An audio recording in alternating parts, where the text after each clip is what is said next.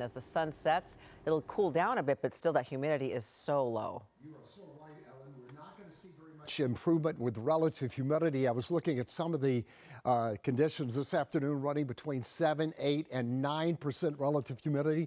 Thank goodness the winds have not been very powerful.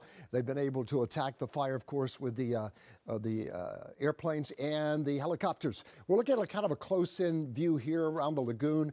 You can see how close some of the houses are. As far as I know, none of the houses have caught on fire. They've done a wonderful job of protecting those. Winds blowing through the area now are quite light, between 5 and 15 miles per hour. If you get up in some of these higher ridges, kind of where the fire was started, we did see some winds today, 35, gusts of 45, Warm Springs. We have a monitor there. But overall, these are not powerful Santa Ana winds. And you can see this map here shows winds aloft blowing in from the west, and that is kind of a precursor of what's going to change in Southern California. We're going to see a major weather shift as we head in toward the weekend, but right now the red flag warnings remain in effect, not only for tonight, but NWS extended those a little bit into tomorrow morning because we still have fire up there, but I am not anticipating any powerful winds at all. Red flag warning till 10, that's what I said, 10 o'clock in the morning, Friday morning. Oh, that's right, Friday morning till 10 o'clock. So on through tomorrow, it'll be a warm, sunny day. There'll be some breezes coming through, but nothing super strong.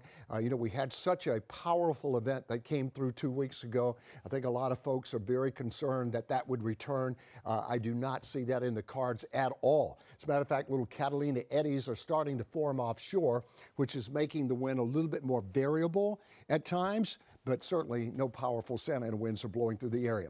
On this map, we're looking at some of the current wind conditions. These are gusts, so the maximum gust up in Simi Valley at about 30. As I mentioned, that's pretty much what we've seen today. Out there in the San Gabriel Valley, it's been quite nice. A lot of sunshine, winds light and variable, and for our friends down in the IE, some gusty winds are coming offshore, but nothing super strong there. Looking ahead, let's check out the Hughes Fire.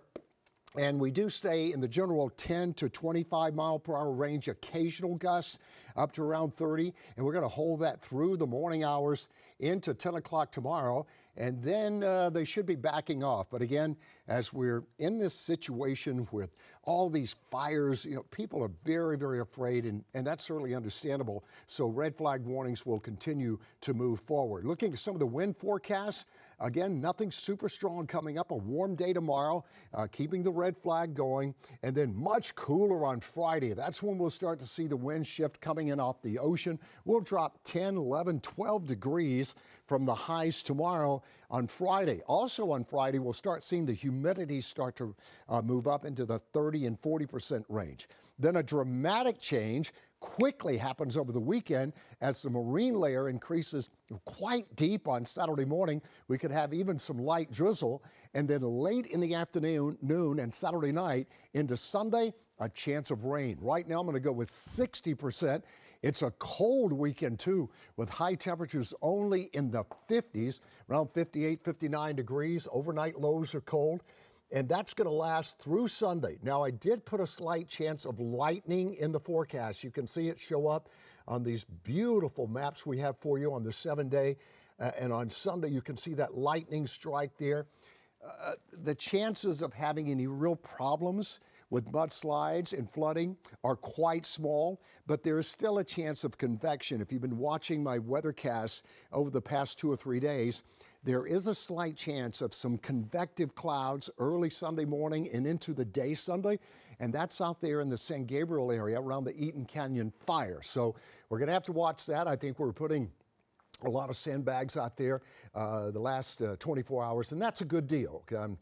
Rainfall totals between about 1/4 and 1/2 inch of rain through the weekend, but some of those foothill areas where we get a little upslope, we call it orographic rain developing out there, and if you live in those foothills, you know exactly what I'm talking about. We may enhance that up to 3/4 to 1 inch of rain over that weekend period. So very cold this weekend at the beaches. Beautiful tomorrow, though. Look at that, 72. Then the sea breeze starts to blow on Friday, and then it's just cold Saturday and Sunday with a chance of showers. Mountain areas looking for snow that they really need up there, and I am forecasting snow in the mountain areas Saturday night into Sunday morning.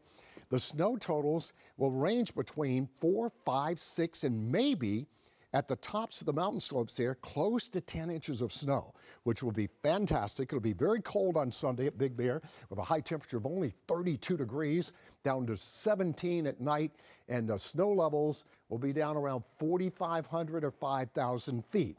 Even lower for a few flurries or a dusting, but most of the snow will fall above 5,000 feet.